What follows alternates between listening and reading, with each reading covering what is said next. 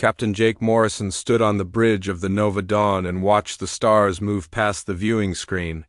He had been in space for 6 months now, but the sight still made him smile. The ship was not like the old movies back on Earth. It was quiet and smooth and felt more like a floating research lab than a spaceship. Jake turned around to see his crew working at their stations. Dr. Lisa Grant was bent over her desk studying samples from their last planet visit. She had long brown hair tied back in a simple ponytail and wore the standard blue uniform that all humans on the ship used. Lisa was their best scientist and knew more about alien life than anyone else from Earth. At the engineering station, Pete Collins was fixing something that had broken during their last jump between stars. Pete was a big man with thick hands that could fix anything. He came from a small town in Texas and had a way of making the most complex machines work with simple tools. His laugh was loud and could be heard all over the ship when something went right. Amy Rodriguez sat near the biology lab entrance reading data on her tablet. She was young and had joined the mission right after finishing school. Amy had quick eyes and could spot things that others missed. She loved to study how plants and animals lived in different worlds. Her notebook was always full of drawings and notes about everything they found. The bridge door opened with a soft sound and Commander Xylix walked in. Xylix was from a race called the Zephyrians and looked like he was made of blue crystal. His body caught the light from the bridge and made rainbow patterns on the walls. When Xylix moved, his crystal parts made tiny ringing sounds like wind chimes. He was tall and thin, and his head had no hair but instead had small crystal spikes that changed color when he was thinking hard. Behind Xylix came Chief Scientist Bloop from the Kalari race. Bloop looked like a large blue octopus, but walked on 2 thick legs. His skin was wet and shiny, and he had to wear a special suit filled with water to stay alive in the ship air.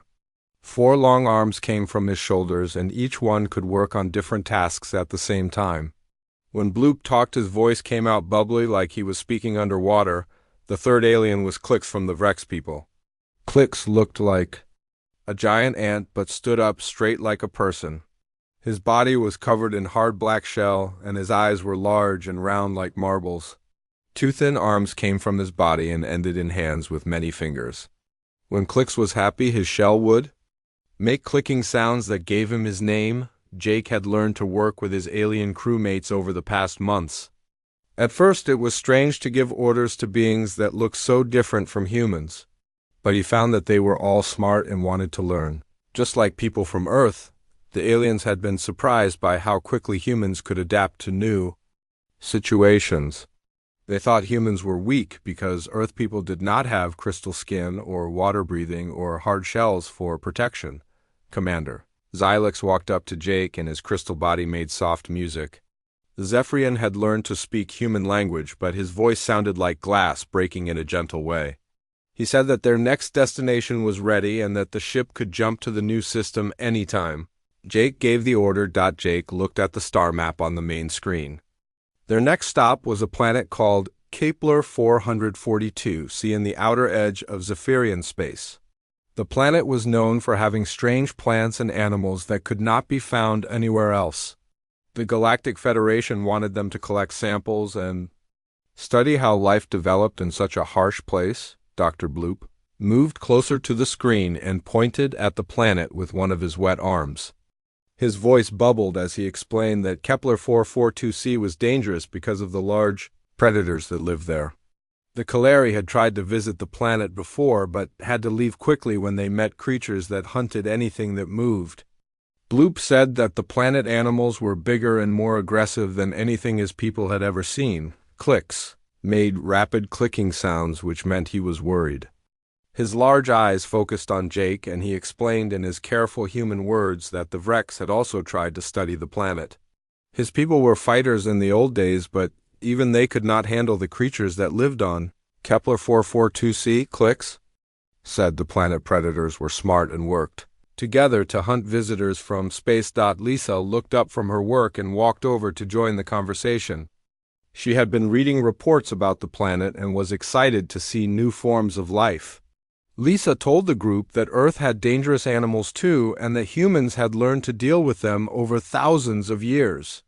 She said that with proper planning and safety measures, they could collect samples without getting into trouble. Pete finished his repairs and joined the group at the main screen. He looked at the planet data and nodded his head. Pete said that the ship sensors were working perfectly and could detect large animals from far away. He had also prepared special equipment that would keep them safe if they had to land on the surface. Amy closed her tablet and stood up with excitement in her eyes. She had never been on a planet with truly dangerous wildlife and wanted to see how different species survived in such a harsh world. Amy said that the mission would help them understand how life could adapt to extreme conditions. Jake listened to his crew and thought about their next move.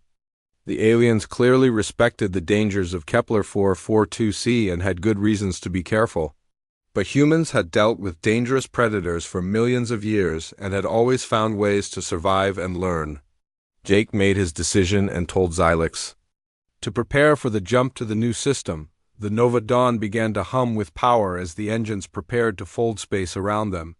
In a few hours, they would arrive at Kepler 442c and begin their most challenging mission yet. The Nova Dawn came out of its space jump with a gentle shake that Jake barely felt. Through the main viewing screen, he could see Kepler 442c hanging in space like a green and brown marble. The planet looked peaceful from far away, but Jake knew that looks could fool anyone. Commander Xylix worked at his station and his crystal fingers moved over the controls like water. His body was glowing with a soft blue light, which meant he was concentrating hard.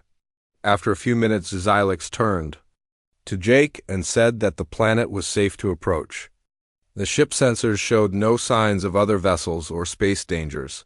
Around Kepler-442c.dr, Bloop floated near his water-filled workstation and studied the planet readings.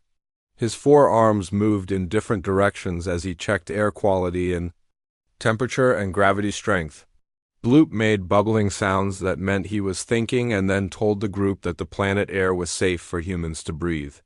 The gravity was a little lighter than Earth, which would make moving around easier. Click stood near the navigation controls and his shell made soft clicking noises. His large round eyes focused on the sensor data, and he reported that there were no large metal objects on the planet's surface. This meant that no other ships had crashed there recently.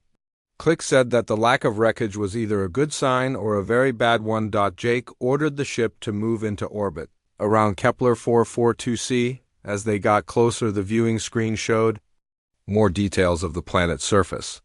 Thick forests covered most of the land with rivers cutting through them like silver snakes.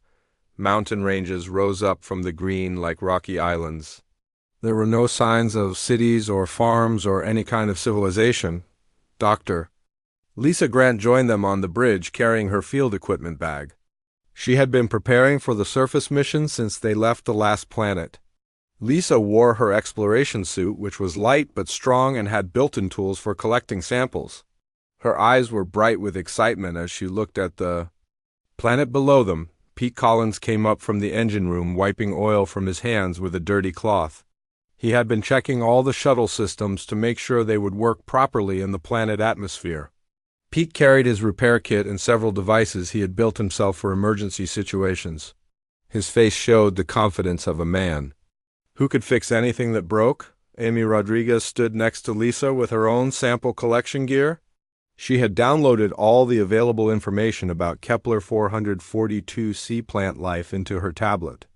Amy wore a recorder on her shoulder that would capture everything they saw for later study.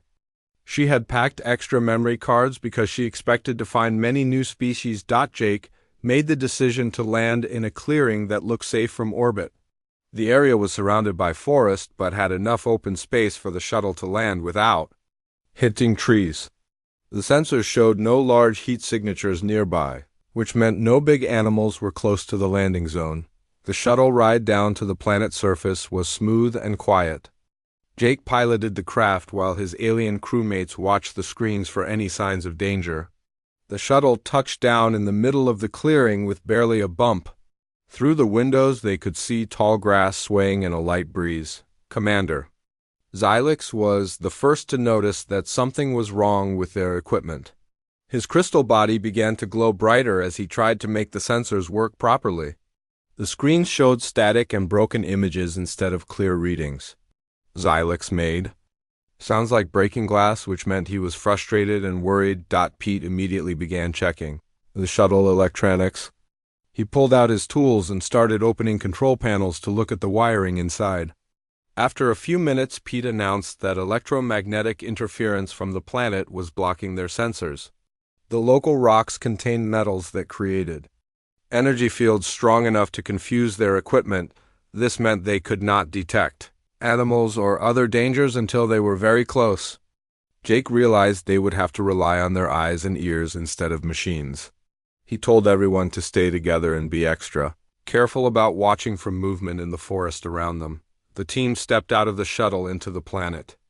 Air. The gravity felt strange at first because it was lighter than what humans were used to. Each step seemed to bounce a little, and Jake had to remind himself not to move too quickly. The air smelled clean and fresh with hints of flowers and growing plants. Lisa immediately began studying the grass and soil around the landing site. She took samples and made notes in her tablet about the color and texture of everything she found. The plants were similar to Earth vegetation but had some differences that made them unique to this world. Amy walked toward the edge of the forest and started recording the sounds of birds and insects. Her tablet showed that there were many different types of life making noise in the trees. Amy was careful not to go too far from the group, but she wanted to capture as many different sounds as possible. Pete worked on setting up a portable sensor that might work better than the shuttle equipment.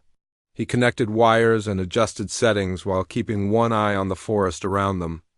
Pete had learned that being prepared for problems was the key to staying alive in dangerous places. The alien crew members stayed close to the shuttle and watched nervously as the humans spread out to do their work. Commander Xylix kept trying to fix the sensor readings but had no success.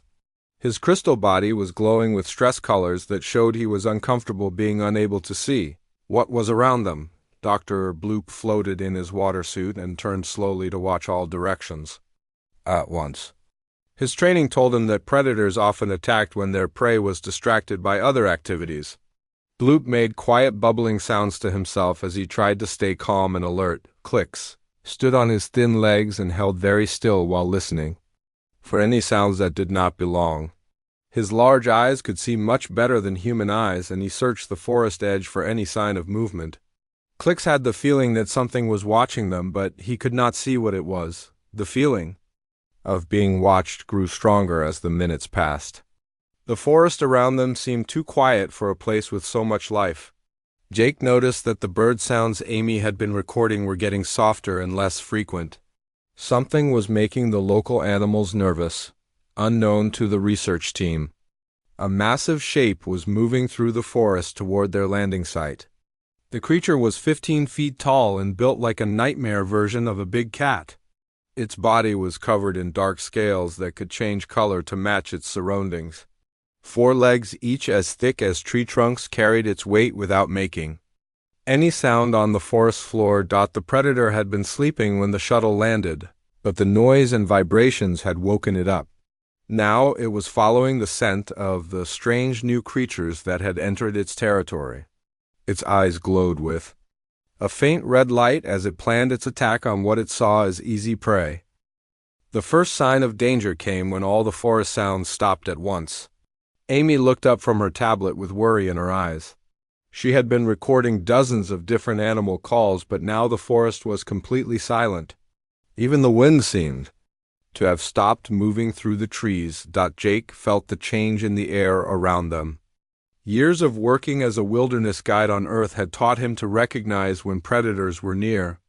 The silence meant that every creature in the forest was hiding from something much more dangerous than they were. Commander Xylix began to make high-pitched crystal sounds that meant extreme fear. His blue body was flashing between different colors as his stress levels rose higher and higher. Zephyrion had never experienced this kind of raw terror in his peaceful civilization. Dr. Bloop started releasing chemical signals from his water suit that smelled like fear and panic. His forearms were shaking and he could not control the bubbling sounds coming from his voice box. The Kaleri were prey animals in their evolution, and his body was reacting to an ancient instinct to run and hide. Click stood frozen with his legs locked in place and his shell making rapid clicking sounds. Even though the Vrex had once been warriors, his people had not faced real predators for thousands of years. His large eyes were wide with shock as every survival instinct in his body activated at once. The Shadow Maw stepped out from behind a large tree at the edge of the clearing.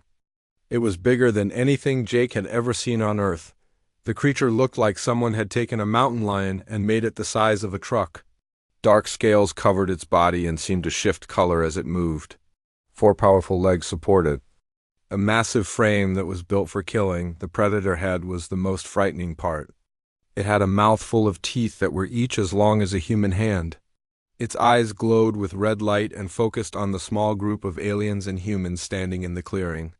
The Shadow Maw had been stalking them for several minutes and was ready to attack. Jake noticed that his alien crewmates were completely unable to move or react to the threat. Their fear had paralyzed them just when they needed to act the most. Commander Xylix was making crystal sounds like breaking glass. Dr. Bloop was frozen inside his water suit with all 4 arms hanging limp. Clicks had stopped clicking and was standing like a statue. The Shadow Maw took another step forward, and Jake could see that the creature was planning its attack. The predator was studying each member of the group to decide which one to kill first.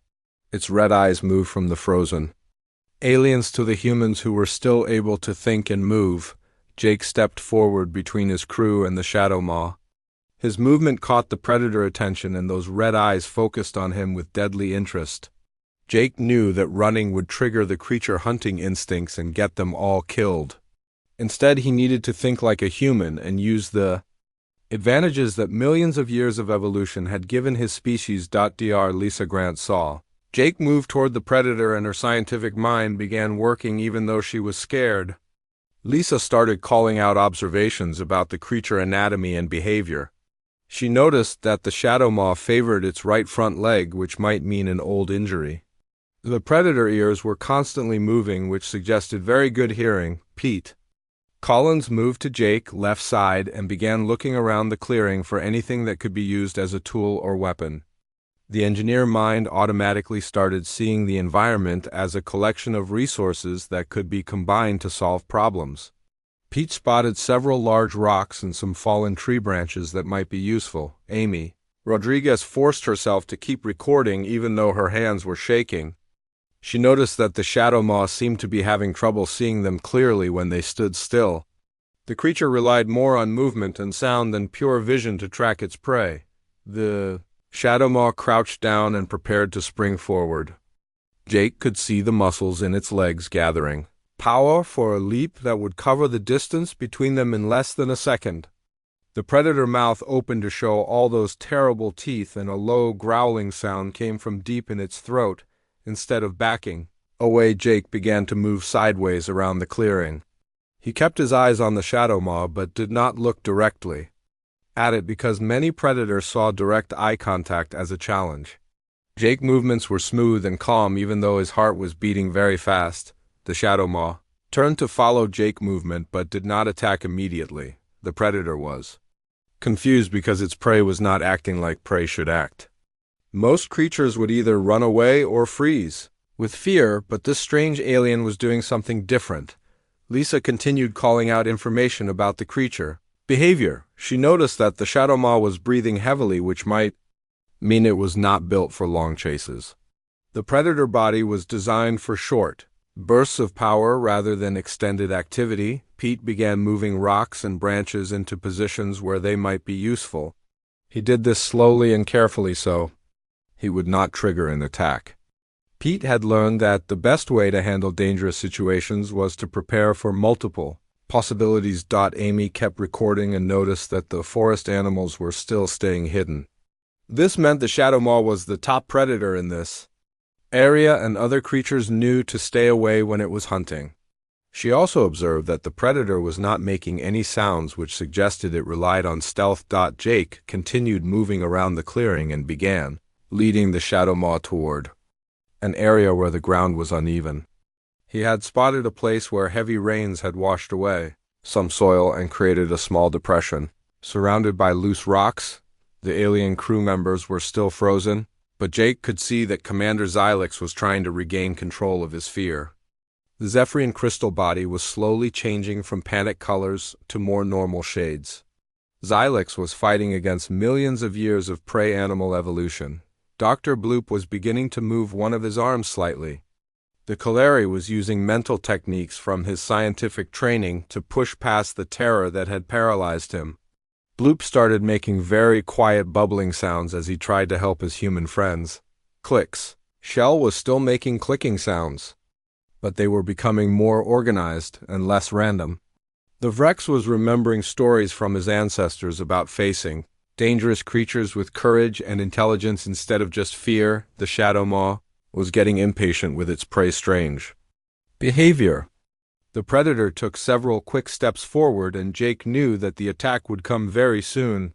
He needed to be ready to use everything he had learned about surviving in dangerous situations. Jake reached down and picked up a handful of the sandy soil from the clearing.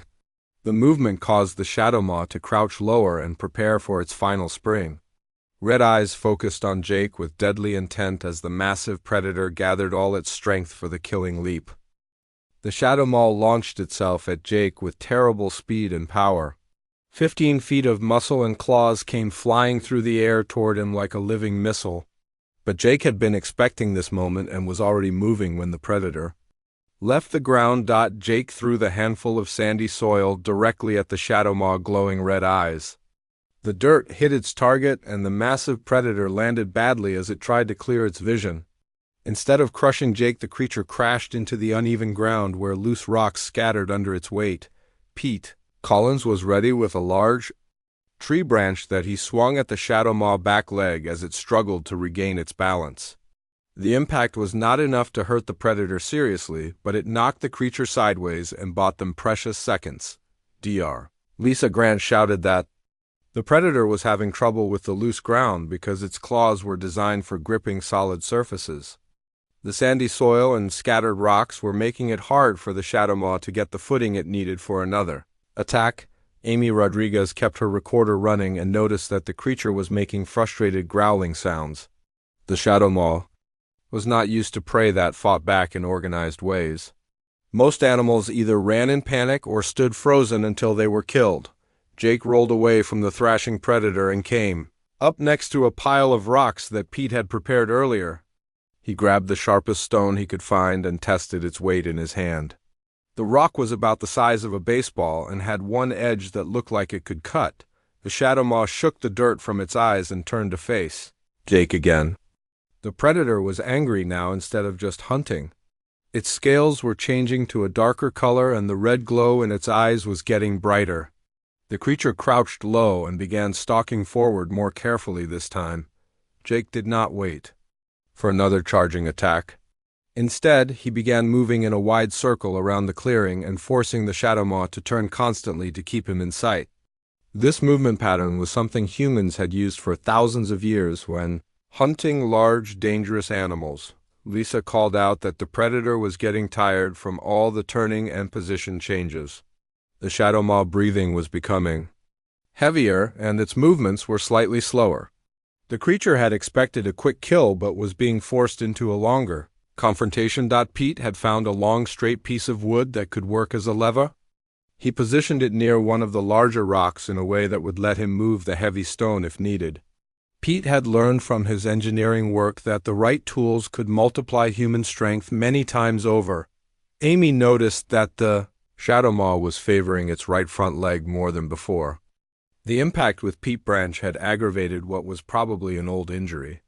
She called this information out to Jake so he could use it in his planning. Jake began targeting the predator weak leg with thrown rocks. His accuracy was good because of years spent hiking and camping in difficult terrain. Each stone hit the injured leg and made the Shadow Maw stumble slightly as it tried to keep pursuing him. The creature tried to use its natural camouflage ability to become harder to see. The Shadow Maw scales shifted color to match the clearing background, but Jake had been watching for this. He threw a handful of dirt in the air to create a dust cloud that outlined the predator body. Commander Xylix was beginning to recover from his fear paralysis. The Zephyrian watched in amazement as the humans worked together to disable a creature that was much larger and stronger than any of them. His crystal body was changing to colors that showed curiosity instead of terror. Dr. Bloop started using one of his free arms to point out things that might help the humans.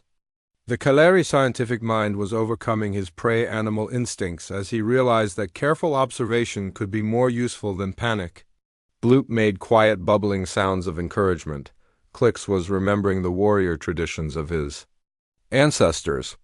The Vrex began making organized clicking patterns that were meant to confuse predators and coordinate group hunting. Even though he was still afraid Clix was contributing what he could to help his friends, Jake led the Shadow Maw toward a spot where several large rocks formed a natural funnel shape. The predator was getting more frustrated and was making mistakes as it tried to corner its elusive prey. The creature's powerful muscles were designed for short bursts of activity and were beginning to tire.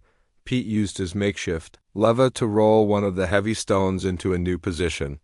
The rock settled into place with a loud thud that got the Shadow Maw attention for a crucial second. During that distraction, Jake was able to get behind the predator and target a pressure point behind its front leg, the sharp rock in. Jake's hand found its target, and the Shadow Maw let out a roar of pain and surprise. The creature spun around to face this new attack, but Jake was already moving again. He had not tried to kill the predator, but had hit a nerve cluster that would make the injured leg much weaker.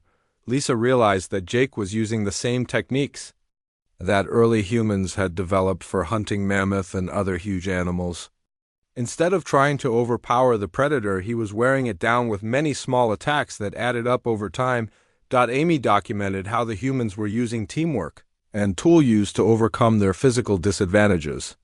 Each person was contributing their own skills and knowledge to create a group effort that was stronger than any individual could be alone. The Shadow Maw tried to retreat toward the forest, but Jake and Pete had positioned themselves to block the most direct escape routes. The predator found itself being herded toward the area with the most unstable ground where its superior size and strength would be least effective. Pete managed to get his leva under another large rock and used his weight to tip it over. The stone rolled toward the Shadow Maw feet and forced the creature to jump awkwardly to avoid being crushed. The landing put even more strain on the injured front leg. Jake picked up a longer piece of wood and began using it to keep the predator at a distance while still being able to target weak spots. The wooden staff gave him extra reach and let him stay safely away from those terrible claws and teeth. The alien observers were stunned by what they were seeing. The humans had taken a hopeless situation and turned it into a controlled dismantling of an apex predator. Every move was calculated and every action served multiple purposes in a strategy that was beyond what their civilizations could imagine. Commander Xylix's crystal body was now glowing with colors that showed respect and wonder. Dr. Bloop et al. 4 arms moving as he tried to record and understand what the humans were doing. Clix was clicking in rhythms that his ancestors had used to celebrate successful hunts. The Shadow Maw was now clearly losing the confrontation. Its injured leg could barely support weight, and its breathing was labored from exhaustion and stress. The predator that had started the encounter as the undisputed master of its territory was being systematically defeated by creatures it had seen as easy prey. The Shadow Maw stood in the middle of the clearing, breathing heavily and looking around at the humans who had outmaneuvered it completely. The massive predator was trapped between several large rocks that Pete had moved into position, and its injured leg could no longer support its full weight. For the first time in its life, the apex predator of Kepler 442c found itself helpless. Jake approached the trapped creature slowly with his hands empty and visible. The Shadow Maw eyes still glowed red, but the anger was being replaced by something that looked almost like confusion. The predator had never encountered prey that could think and plan and work together the way these strange aliens did. Dr. Lisa Grant was amazed at how the entire situation had changed in just a few minutes. The creature that had seemed unstoppable was now completely under human control without anyone getting seriously hurt. Lisa realized that Jake had never intended to kill the Shadow Maw, but had been working toward this exact outcome from the beginning.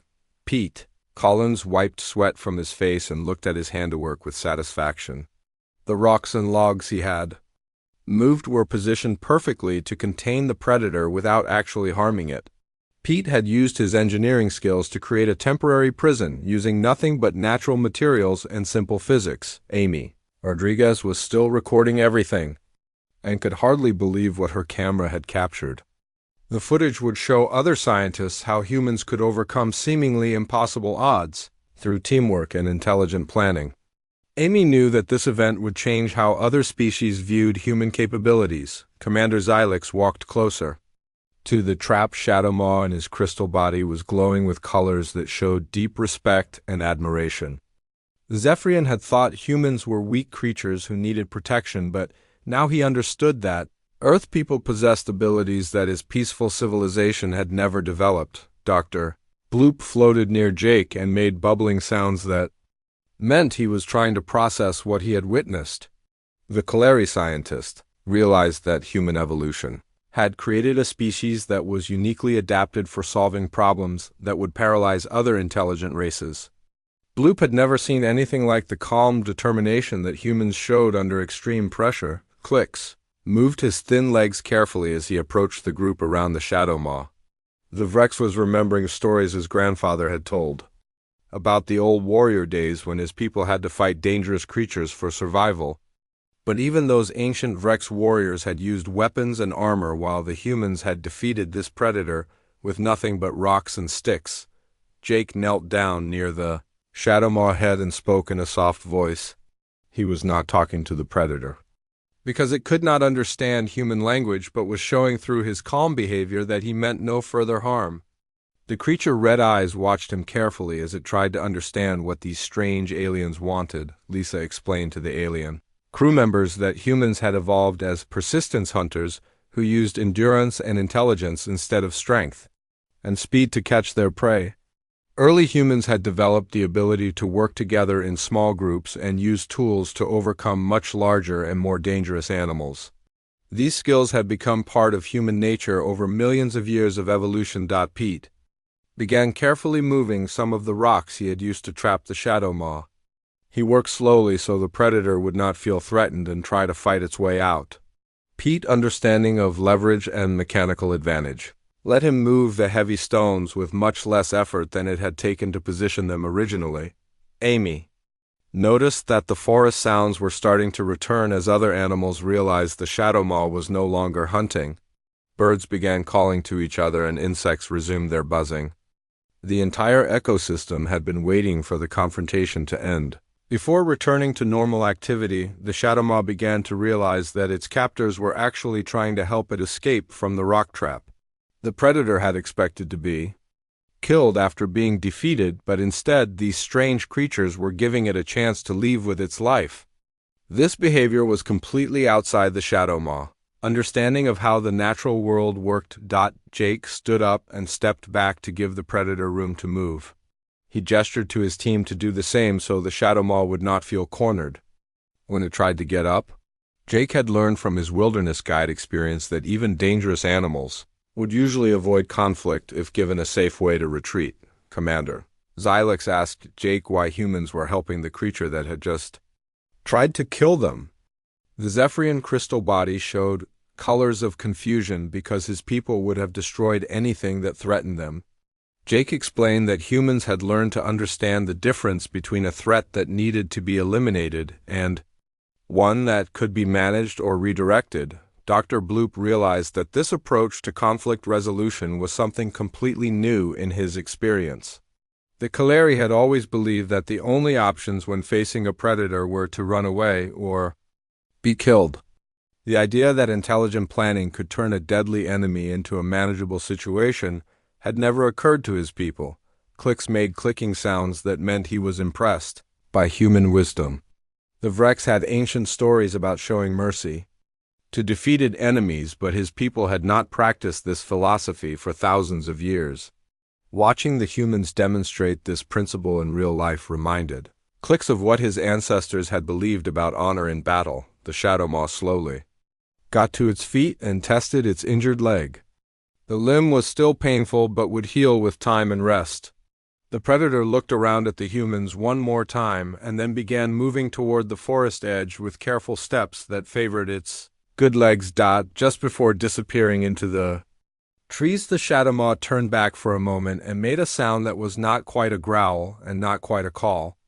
Jake interpreted this as a form of acknowledgement between two intelligent species that had tested each other and found mutual respect. Lisa began collecting data on how the encounter had changed the local environment. The stress chemicals that the shadow maw had released would affect other animals in the area for several hours. But the fact that the predator was leaving peacefully meant the ecosystem would return to normal much faster than if there had been a violent death. Pete packed up his improvised tools and made notes about which techniques had worked best for moving heavy objects without mechanical assistance. The engineer was already thinking about how this experience could be applied to emergency situations on other planets, where humans might not have access to advanced equipment. Amy reviewed her recordings and realized she had documented something that would be studied for years to come. The footage showed not just human problem-solving abilities, but also the capacity for mercy and wisdom that set Earth people apart from other intelligent species in the galaxy. The alien crew members spent the rest of their time on Kepler 442c discussing what they had learned about human nature. Commander Xylix began to understand that Earth's harsh evolutionary environment had produced a species that was both capable of extreme violence and remarkable compassion. Dr. Bloop realized that human flexibility and adaptability made them ideal partners for exploring dangerous unknown regions of space. Clicks rediscovered his people's ancient respect for warriors who combined strength with wisdom. When the Nova Dawn left orbit around Kepler 442c, the ship carried more than just biological samples. The mission had created a new understanding between human and alien civilizations that would influence how they work together in the future. Word began to spread through the Galactic Federation about these remarkable creatures from Earth who could find solutions where other species saw only impossible problems.